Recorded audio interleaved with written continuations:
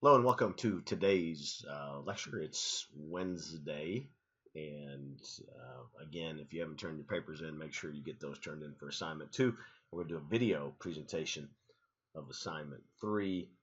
Um, check online, and I'll give you the deadlines for that. I believe I have it on there, but if I don't, I'll make sure that we do. We got test 2 coming up next Monday, which is pretty quick. So we're gonna have a lot of what today's slides, a lot of from Generation Like, a lot from the next 2 day slides in there, and we'll try to make the test very similar. A lot of true and false, a lot of multiple choice. I do want to go back to one last thing on managing, hiring, all those things, and we talked about it. And a lot of you had great input about job interviews and what you go through. And what I try to tell people, especially as you are a senior and are leaving, we'll really talk about this on almost our very last day also, is it's as much about, is that a good fit for you, is if, are you a good fit for them? And so you want to um, make sure that you remember, hey, I'm interviewing you too. And I know a lot of times it's kind of scary because you're looking for a job and you need to have a job and your parents want you to have a job, and it's kind of scary. I get that. And um, but you really want to make sure it's a good fit for you, because you don't want to be looking for another job in a couple months and you're too young, you're too talented, you've got too much going for you. The world's too different now. You'd be stuck in kind of a dead end job you don't like, and that you're not feeling like you're utilizing why you went to college. So remember that as part of your job search too, is you are interviewing them. But I did want to talk a little bit about internships and making sure taking advantage of your college experience. I wish I was a little better at just overall presentation, but I'll pop up this picture of myself and a guy named Andy Penny. And Andy's been one of my play-by-play partners. I do play-by-play for Texas Tech women's basketball, Texas Tech men's basketball, Texas Tech volleyball, and Texas Tech baseball. I do our TV games here, and so this is a picture of me and Andy from a TV game. I believe that's a Lady Raider game. It was a pink game because we're both wearing the pink ties there. Um, but I've been doing play-by-play for a long time, whether it be on the radio. I did it for Texas Tech baseball for several years before moving over to television. Um, and Andy has done it a lot too. Andy doesn't do it anymore with me, but he has done a lot of play-by-play. So Andy and I, a couple years ago, did a play-by-play seminar for Texas Tech students, and we went to a room. Dr. Chambers put together. We served people hot dogs. Hey, that's kind of a great sports analogy. We had hot dogs and we talked about play-by-play. So, in the midst of that, and I hate to keep showing me and Andy there, but I'm not sure what else I'm going to show at this point. So, in the midst of that, we showed the group. We split the group up. Andy took a group. I took a group. Another person took a group, and we showed them a video clip of Texas Tech softball, and a guy named uh, Josh Cook, who was a Tech student of the previous semester, was calling play-by-play, and we showed them a half an inning of play-by-play, and we talked about it. And then we had that same clip. We took the audio out, and we asked the group to do the play-by-play. So first guy I called on, and his name I believe was Caesar. I can't remember exactly now at this point, but I said, Caesar, do you want to call the play-by-play?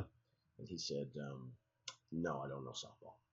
So it's okay. So I went to the next person, and it was a young lady, and she said the same thing. Yeah, I don't really know softball, so I don't want to call it. Then we went to the next guy, a guy named Harry, and Harry said, yeah, I'll do it. And so he started doing it. Then a guy named Mike DuPont, who was the editor of the Daily Toreador, at the time sports editor, he sat and did color with him. And they were pretty good. Harry was really good. So I actually called Chambers, Todd Chambers, and I called him down and said, hey, come listen to this guy. So Todd came down and listened, and he's like, yeah, man, it's pretty good. And again, for our radio for softball, we do it through KTXT, the student radio station. And so by the end of the night, we had offered Harry the job to do the play-by-play um, on the radio for the next spring. This was in the fall, the next spring. He ended up not doing it for whatever reason. He accepted, then he decided not to do it and get out of it. But the point was, he was given the opportunity. So at the end of the night, we were kind of gathered around, and Caesar, remember him? He didn't want to do it because he didn't know softball. Now keep in mind, what is softball? It's baseball with a big ball. Just right, rules are a little different. There's some different things, but we're not asking. We weren't asking, hey, Caesar, break down the rules, tell us about substitution patterns and things like that. We'd already seen the video. Just call the game. Just get used to calling the game. One of the things you'll realize in situations like this is almost like kind of going to the gym or something else.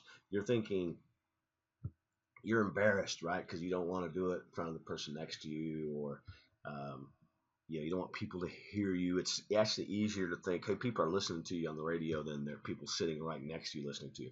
What you soon realize is no one cares about your stuff. They're all worried about their own stuff. And so if Caesar had done it, he was probably a little worried about how people were going to judge him. Instead of thinking, people are probably thinking, how am I going to do it when I get called on? Doesn't matter. So at the end, we're talking, and Caesar said, hey, Mr. Giovanetti, the one thing I want to tell you is this is all I've ever wanted to do, is play-by-play. It's all I've ever wanted to do. When the other kids were out playing football on the street, I was calling games on television, watching the games on TV and turning the volume down and calling them. So I told Caesar, I'm not trying to be a jerk, but I told him about this guy named Wally Pipp. Now, I'm going to give you the real story at the end, but here's the story about Wally Pipp. Here is the myth about Wally Pipp. Wally Pipp played baseball for the New York Yankees. That's true because you see him in a Yankee uniform. As the story goes, he went to his manager one day and said, hey, Skip, I have a headache. Can't play. Um, so his manager sat him down and played Lou Gehrig. And Lou Gehrig went on to play in 2,130 straight games before he ever played again, ever sat again. So think about poor old Wally Pipp. At the time, they played 154 games a year in Major League Baseball. So you can do the math. I know we suck at math and communications, but 154 games plus the Yankees are almost always in the World Series. It was a long time before Lou Gehrig sat. 2,130 consecutive games, a record that stood for many, many years until a guy named Cal Ripken Jr. broke the record for consecutive games played. By the end of the next year, Wally Pipp was out of baseball. And so what I told Caesar was that there are 10 people in this room. There are 10 people upstairs. There are 10 people down the hall. So there's 30 people here today that want to do play-by-play just like you. There are another 30 probably on campus that didn't even come to this meeting. There are another 50 that don't even really realize they want to do it. Multiply that by every campus across the United States. And so when I gave you an opportunity to call something, to call a game, you said, I don't know softball, which is great, right? But it could have led to him, and I don't even know what he's doing now. It could have led to him being able to put on his resume at the end of his college career, I was the play-by-play announcer for a Big 12 softball program, Texas Tech. Instead, that job went on to somebody else and somebody else. And so my point is, in this opportunity, if you're in this industry, if you're given the opportunity, do it. Say yes. Take advantage. Do those situations. Be like Lou Gehrig, who stepped in and didn't sit for years later.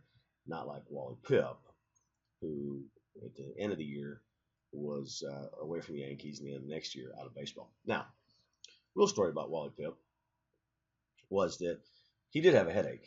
Lou Gehrig had played the previous day. Wally Pipp did have a headache, and he didn't go to his coach, but his coach just said, hey, man, why don't you sit? We're going to play Gehrig again today. Pipp was traded to the Reds at the end of the year because Gehrig turned out to be pretty good. He's a Hall of Famer.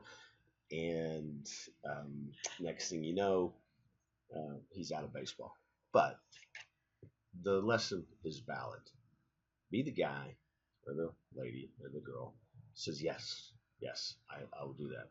I was asked to do Texas Tech volleyball, and I'll be honest with you, my volleyball knowledge was minimal, but I said yes. I said yes because I didn't want somebody else to get the opportunity, and it led to other things. So you just never know when opportunity is knocking at your door, and you want to be that person that steps up. And that's true in your internships too, or whatever you're doing. You want to be the say yes person. You want to be the person that says, "Hey, I know I can go to Casey, and she is going to take care of it. She's going to work."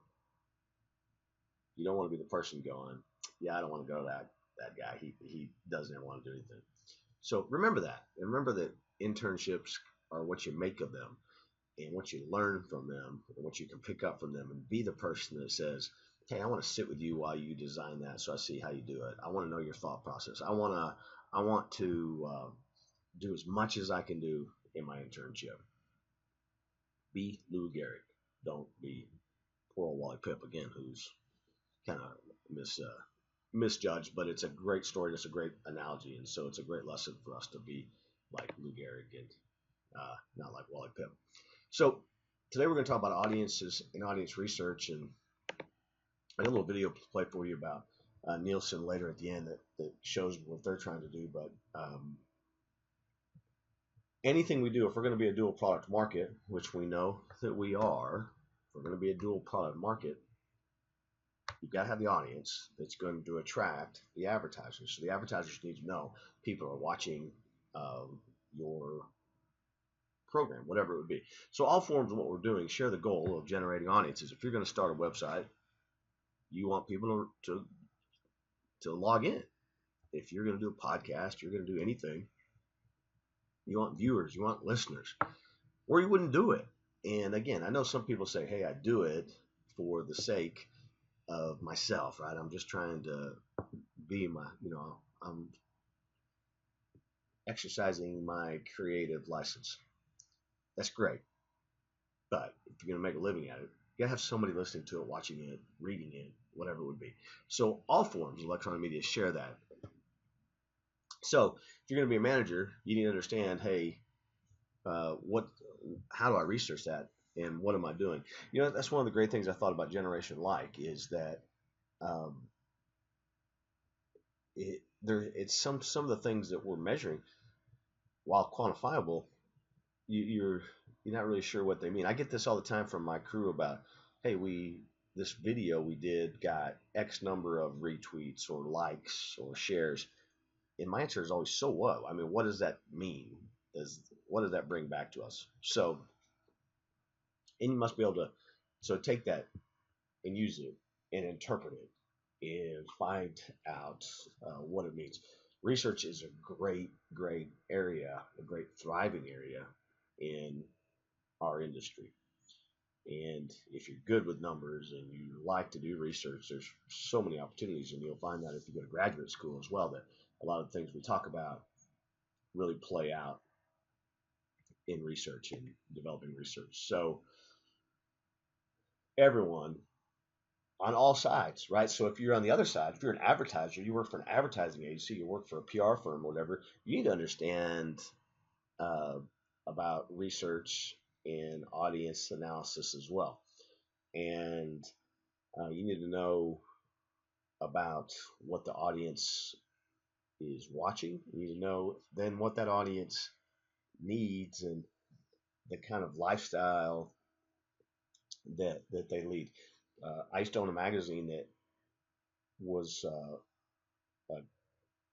going to Red Raider Club members at a certain level. And so if you're a Red Raider Club member, you have a certain, you probably almost always have a college degree. You have a certain amount of disposable income. And so while the audience numbers weren't really high, they were good audience numbers in the fact that the lifestyle and the disposable income of the people reading it was of interest to advertisers. And that's because somebody did the research to know, hey, the people that are reading this magazine are the kind of people we want to reach. So audience research is used to learn uh, which types of programs successfully reach targeted audiences. And again, we're talking here from an electronic media standpoint. I can apply it right now to my life to at Texas Tech. We're doing a very specific mailing, which is still appropriate and still useful to target audiences, saying we want to sell you season tickets. But you have to be able to delve down and say what is the target, who are we trying to reach. So there are three types of data that we use to assist in decision making. There's demographic research. There is, which is the quantitative information. And quantitative is just sheer numbers, right? Age, number of people in this age category, number of people, number of males, number of females. It's something that's quantitative. Then you have psychographic research, which is qualitative data, such as, hey, the people that watch this program are more likely to buy a new car every 3 years, or whatever, something like that. People in this area buy life insurance, whatever that would be, and that's qualitative. And it's just like anything you can do.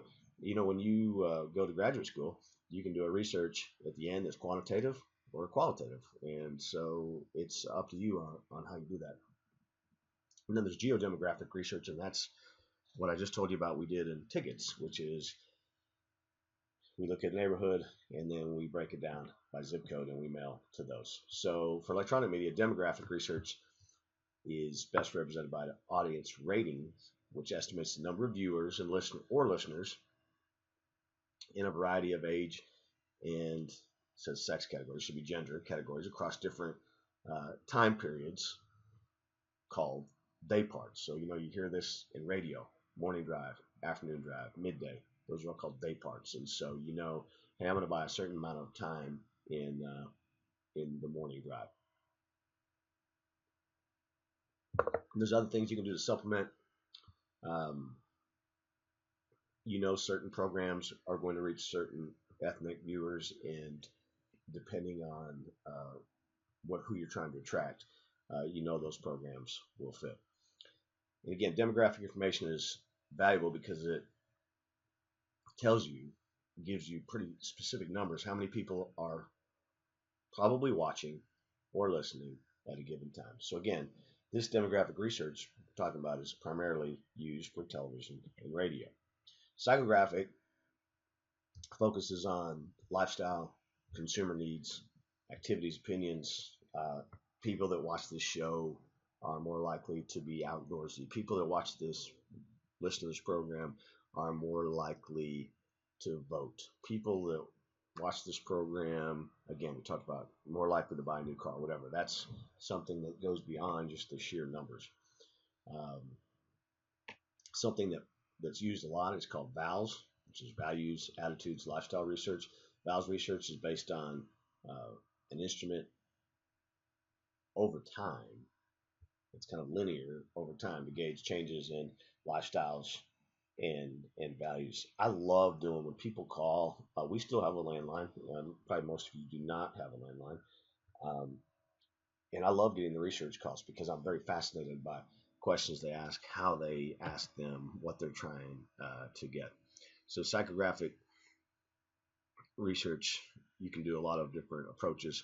Focus groups, which is put everybody in a room, talk to them, see what they like, see what they don't like. Program testing, which is showing people beforehand a certain program and see how they think about it, and then talked about that. Call out research, reaching out, calling, seeing what people think of things. Geodemographic research kind of is a combination of the demographic and the psychographic by using your clusters and still kind of old school using zip codes and putting people in a certain in boxing them in certain areas.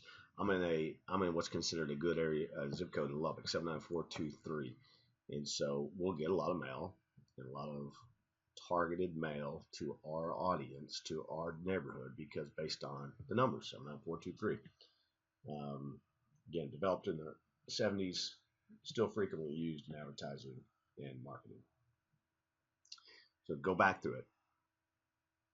As a manager, you realize these are great ways to do your research: demographic, psychographic, and geographic. There's all kinds of ways that you can measure your audience and access the research. There's lots of national research services. Um, there's industry and trade associations that do a lot of that.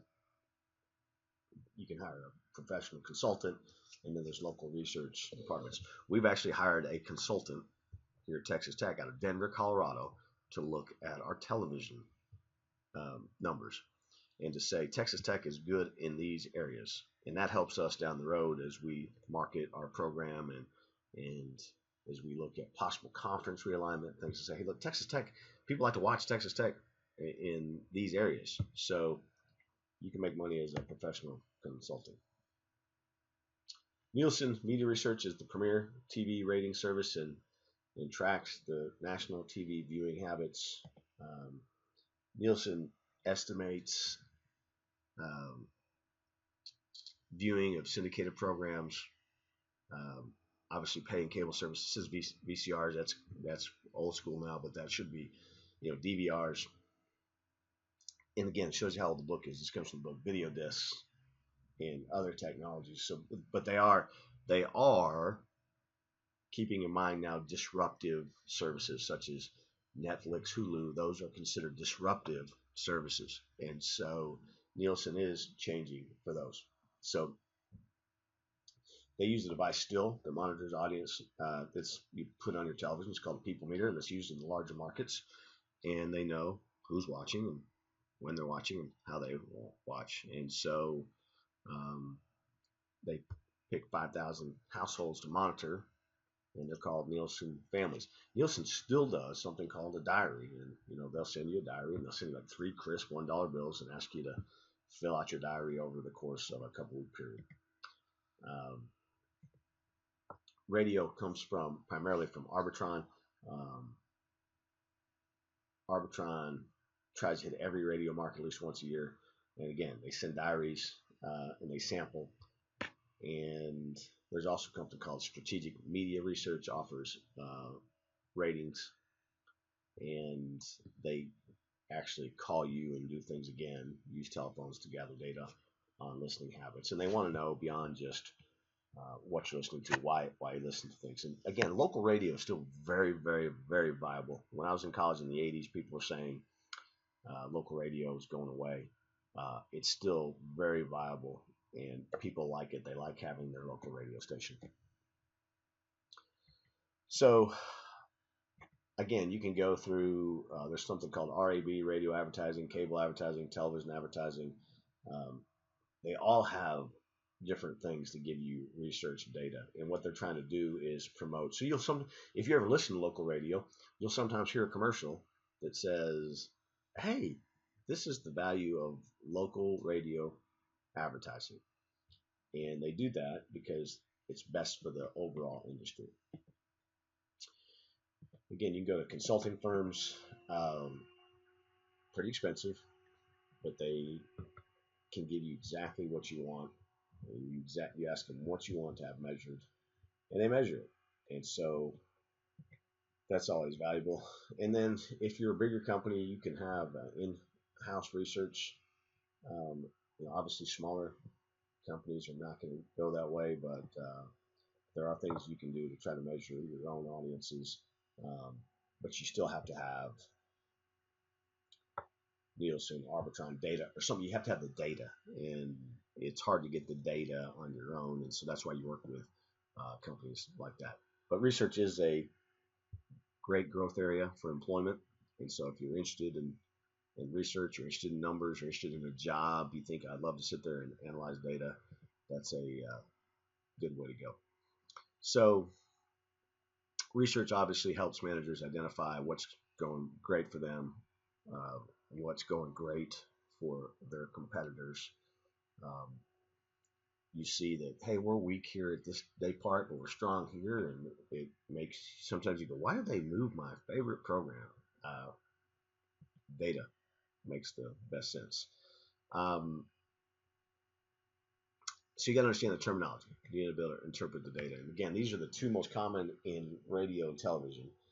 Uh, Radio and television ratings, which is the estimate of the number of people viewing and listening to a particular program, and then share, which is based on the actual number of viewers that are watching or listening at that time. So, if you live in a community of 100 people and 10 people are watching your show, your rating is 10. It's 10% of the 100. 10 of 100 are watching the show. Your share is based on how many people are actually using the media. So let's say you have a community of 100, only 50 are watching television at the time. You still have the same 10 people watching, but the share is based out of the 50. So all of a sudden your share there becomes 20, or 20% of the people actually using the media are watching your show. So your share number is always larger than your ratings number. So, or vice versa, ratings are smaller than shares, because ratings are basically on the entire population, while the share is taking into account only the people that are actually using that particular media at that time. So again, I think that's a test question. The rating number is always smaller than the share number, because the share is based on a percentage of the actual people using the media.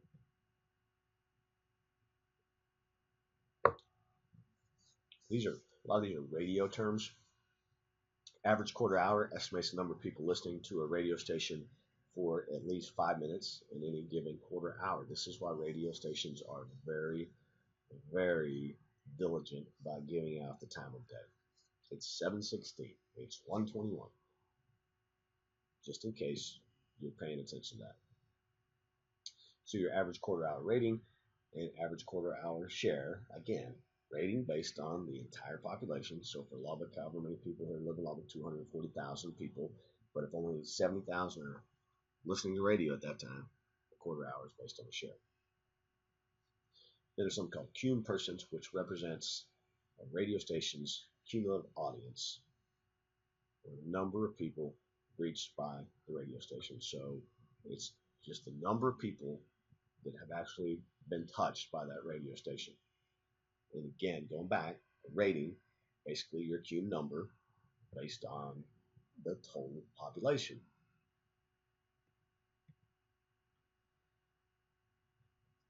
Something called exclusive cum, which is an estimate of the percentage of the total population that listens to only one station. Again, some people are very, very loyal to one radio station. Some people flip around all the time. And there's a couple things that really are important for like talk radio. Time spent listening, which estimates the number of time the average person listens to your show or that time period. And then turnover, which is basically the number of times the audience completely changes during a particular time period. So if you listen to a radio show, for example, from 6 to 9, like there's a morning show here called the Morning Drive, which is a sports talk show from 6 to 9. They will repeat a lot of what they do because of turnover. People listening at 6 are different than the people listening at 8:30. Not very many people are listening to that program for 3 hours. So you turn over. Because of turnover, you regurgitate a lot of your show. There's a show called Tech Talk, which I used to host. It's now on 3 to 6. If they have a guest on at 3:30, a lot of times they replay it at 5:30. Turnover. I didn't hear it at 3:30, but I might hear it at 5:30. So very important numbers for television and for radio. Then we have just terminology, designated market area, which basically tells you um, all the people viewing or listening to your stations in the your area. Then you have Metro, which is basically the city. You hear a lot of times if you watch Ron Roberts, local weather guy, he's always saying the Lubbock Metro or the this is Lubbock Metro only. Then you have the DMA, which is the larger area. So you can see there, like in the Dallas-Fort Worth area, these are all the stations in their DMA. The DMA has, from whatever this was, however many years ago this was, 2,069,000 households in the total DMA. And there's kind of a map that shows the DMA and the highlight areas, and then you can see down below county by county, so you know who you're hitting. And so the important part of that is, so I believe that means the DFW market at that time was the seventh largest market. So sometimes you have national advertisers that will say, I'm going to buy the top 10 markets, I'm going to buy the top 25 markets, by the top 100 markets. And so that's where it becomes important what your market size is, because you might get a share of the advertising buy. So ratings, and this is the same for polling for politicians too. It's obtained by using data from a sample of the audience. And so the sample is used to represent the larger groups. That might be like if I picked, we have 20 people in our class. Let's say I picked 5 of you to do a survey, and that's going to be my sample for the larger audiences. And most companies use something called probability or random sampling to select the sample. And so basically random sampling is I'm going to figure out some way to pull out X number of households in that market, and I'm going to do it randomly, and that's going to represent the entire area. So basically means that every member of the population has an equal chance of being selected and represented in the study. And the data generated from that random sample estimates the viewing and listening preferences of a larger population. So if I know, so let's say there's 20 of you in the class, and I believe I have 10 males, but let's say my sample only has 1 male, then I have to weight that and understand that 1 male represents 10 males. And so you have to do some different things for that. And again, all these things are subject to a certain degree of error, and you see that all the time. This poll has got a standard deviation of this, could be plus or minus 3 or 4 or whatever. They'll give you the number, and that's called the standard error of the estimate. Again, we saw that in the election last year, right? A lot of mistakes in polling, a lot of mistakes in the estimates of those things. So standard errors directly affected by the size of the sample. And basically, there's something called a confidence interval, which means that 95 times out of 100, one can be certain those results will fall in a certain range. Again, it doesn't work that way all the time, but you will see sometimes talk about what the confidence interval. So just like anything, you always have to be concerned about the accuracy. Is this accurate? What I'm watching and what I'm paying attention to here, and because you're basing a lot of decisions on that. Hey, I'm going to cancel the show because nobody's listening to it. Really, I get advertisers like to buy it. People talk about it all the time. Maybe there's something not accurate about your research, and so, and again, a lot of times you'll get accreditation to make sure that you're using the right ways. Good research can be applied and used in many creative ways. Programming, hey, we know people like sports talk shows. Let's create more. Sales, dual product market, going out saying, listen to them. Look at the number of people listening to this program, watching this program. You need to be in it. Marketing your station and branding, because if you know you have a great program, that you know people are watching, that you go, okay, yeah, that's this. We want this program to represent our station. And again, almost like anything, don't misrepresent the data. Don't inflate them for your own personal goals, because as a manager, you need to really know what's going on and what's happening. And based on that, you understand how to best use the data and reaching your audiences, and what to charge. Now, again, we talked about that it's a different world, right? And so Nielsen is having to change the way they do things too, because it's not television and radio only anymore. So I just want to show you a little video I saw on their website. And watch this.